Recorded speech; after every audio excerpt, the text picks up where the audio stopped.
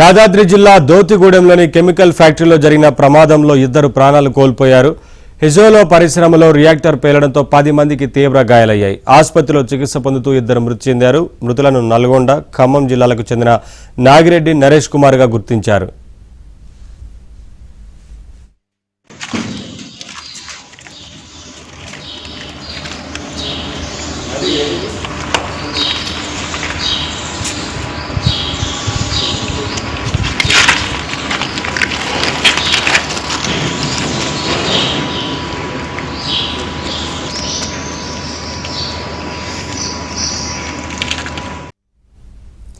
ప్రమాద సమయంలో యూనిట్లో 30 మంది కార్మికులున్నారు. రియాక్టర్లో కెమికల్ నింపుతుండగా ఒక్కసారిగా పేలింది. దీంతో కార్మికులు భయంతో బయటకు పరుగులు తీశారు.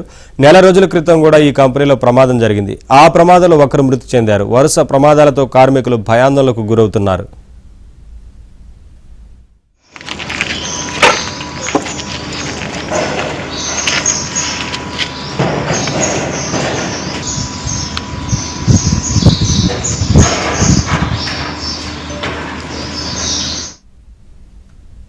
ప్రమాద వివరాలు మా కరెస్పాండెంట్ రవి అందిస్తారు. రవి, ఏం జరుగుతోంది? వరుస ప్రమాదాలు జరుగుతున్నాయి, కొంత కార్మికులు భయాందోళన ఉన్నట్లు తెలుస్తోంది కదా, యాజమాన్యం ఏం చెప్తోంది? ఏంటి అప్డేట్స్? నవీన్, ఇప్పటి వరకు అయితే యాజమాన్యం స్పందించలేదు. గేట్లకు తాళాలు వేసి భారీ పోలీసు బందోబస్తు అయితే కంపెనీ ముందైతే ఉంచడం జరిగింది.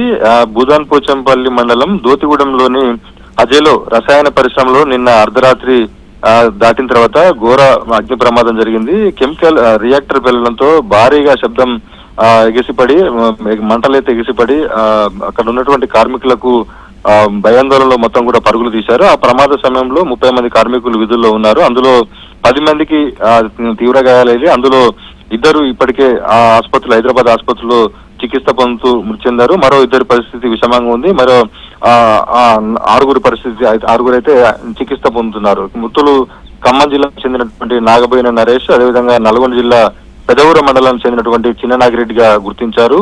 ఇదే కంపెనీలో గత నెల రోజుల క్రితం కూడా విషవాయువు లీక్ కావడంతో ఒక కార్మికుడు మృతి చెందారు. వరుస ప్రమాదాలు జరుగుతుండటంతో ఇట్లా కంపెనీలో పనిచేస్తున్నటువంటి కార్మికులు భయాందోళనకు గురవుతున్నారు. రియాక్టర్ పేలడం, అదేవిధంగా భారీ శబ్దం రావడంతో సమీప గ్రామ ప్రజలు కూడా ఉలిక్కి పడుతున్నారు. అర్ధరాత్రి సమయంలో ఇలాంటి ప్రమాదాలు చోటు చేసుకోవడం వల్ల కూడా స్థానికులు ఏం జరుగుతుందో అన్న భయాందోళనకు గురవుతున్నారు. వరుస ప్రమాదాలు జరగడం పట్ల ఇటు జిల్లా ఉన్నతాధికారులు, అదేవిధంగా పొల్యూషన్ కంట్రోల్ బోర్డు అధికారులు ఏ మేరకు చర్యలు తీసుకుంటారో అనేది చూడాల్సి ఉంది. కేవలం ప్రమాదం జరిగినప్పుడు మాత్రమే నామమాత్రంగా అక్కడికి వెళ్లి తనిఖీలు చేస్తున్నామని చెప్తున్నారు, కానీ పూర్తి స్థాయిలో ఈ ప్రమాదాలకు బ్రేక్ పడడం లేదన్నటువంటి విమర్శలు కూడా వెలువెత్తుతున్నాయి. మొత్తంగా నిన్న జరిగినటువంటి అగ్ని ప్రమాదం ఘటనల నేపథ్యంలో భారీగా మంటలు వ్యాపించిన నేపథ్యంలో 4 ఫైర్ ఇంజన్లతో మంటలైతే ఆర్పించడం జరిగింది. ఈ కంపెనీలో రియాక్టర్ పేలడం వల్ల సుమారుగా 1.5 కోటి వరకు కంపెనీకి నష్టం జరిగినట్లయితే మనకు తెలుస్తా ఉంది. నవీన్. ఓకే రవి.